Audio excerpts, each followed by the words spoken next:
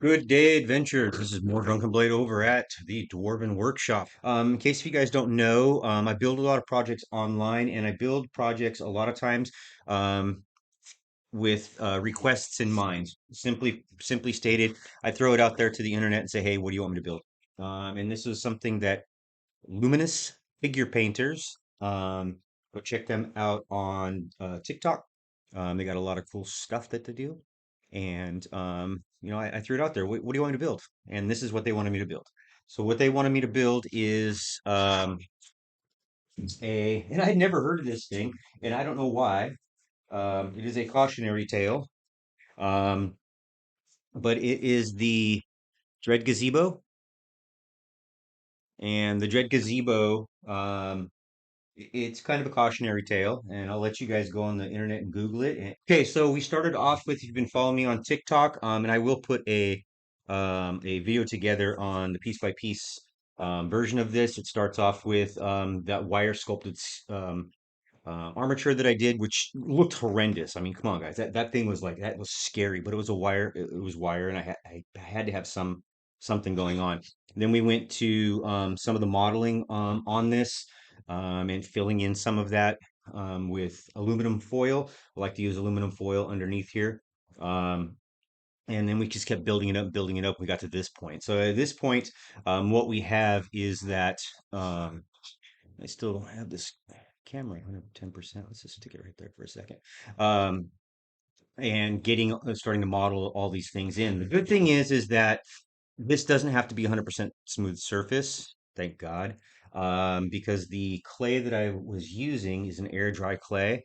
And because right now in California, we're having all these rains and things like that, and it's cold, I really can't, I- I've got to wait till things dry. And luckily enough, I mean, I did this arm yesterday. It's still a little cool, and that indicates to me that it's probably not 100% dry.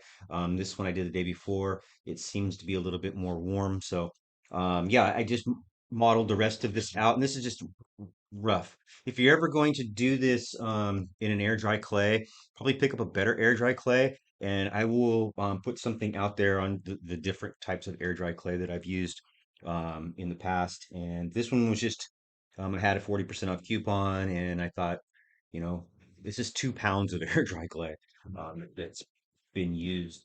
Um, and it is tough to use. It is probably one of the toughest air dry clays that I've had to use. And it is the uh, Nara air hardening clay. As I was building this, one of the cool features on the back of this was that there is a tree in the background of this sculpture, and I haven't done it in a long time, but I wanted to do a wire tree sculpture, and add some more wire to that and get that rolling.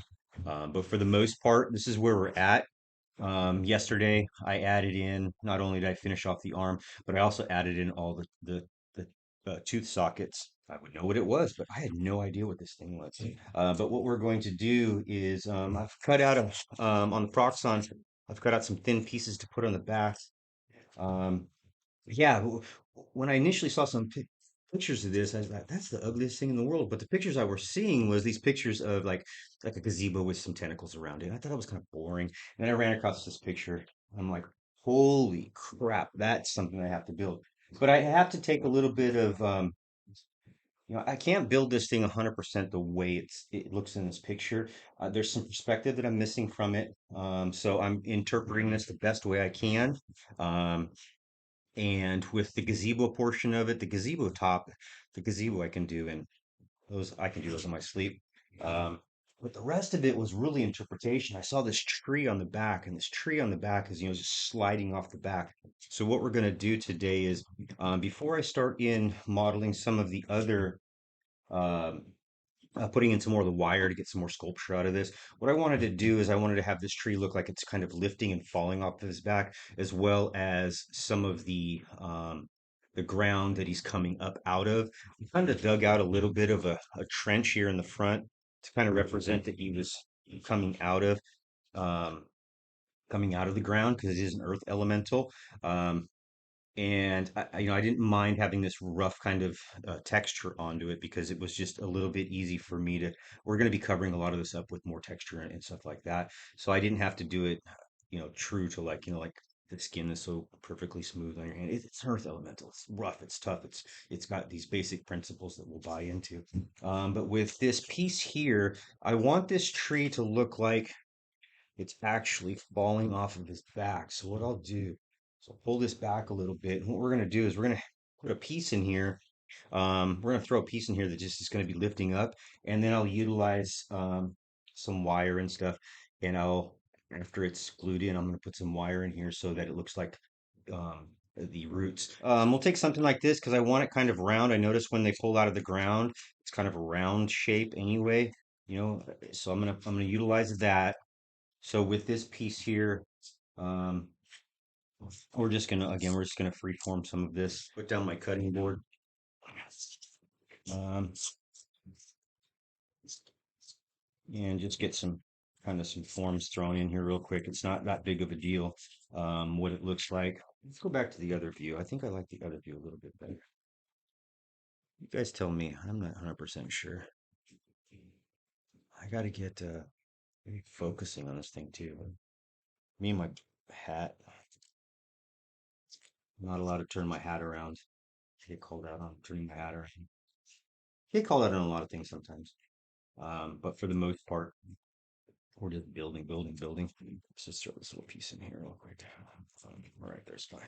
So something like this, again, if we feel like it's screwed up and it's not looking right, the nice thing is we can literally cut this all off and start again. I just wanted this portion of his back to kind of emulate because I don't like this sharp edge this 90 this edge looks like crap to me.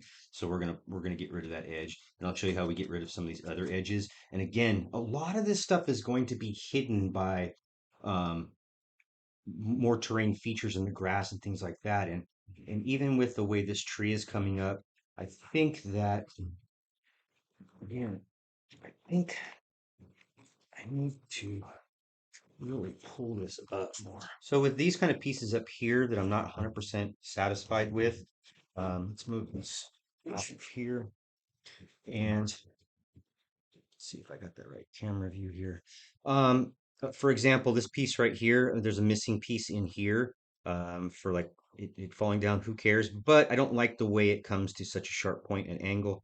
So we're just gonna come in here and we are going to just kind of chunk that back out.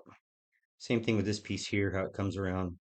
We're just gonna get in there and start chunking some of this stuff out. This gives a cooler looking edge. Um, anyway, this is just too straight of a piece. Again, you just want to look at when you're doing things like this. Take tips from nature, but stuff like this, you can always come in and just take all those edges off of it. So I think we're done texturing and kind of getting modeling this basic structure of what this thing is going to be on the back. I want that look of earth sliding off. I think these top pieces with these pieces like this, I think for the most part are going to have grass on them. There will be a mixture of dirt and mud underneath here. I think it's gonna look okay in the way it's supposed to look with dirt and mud um,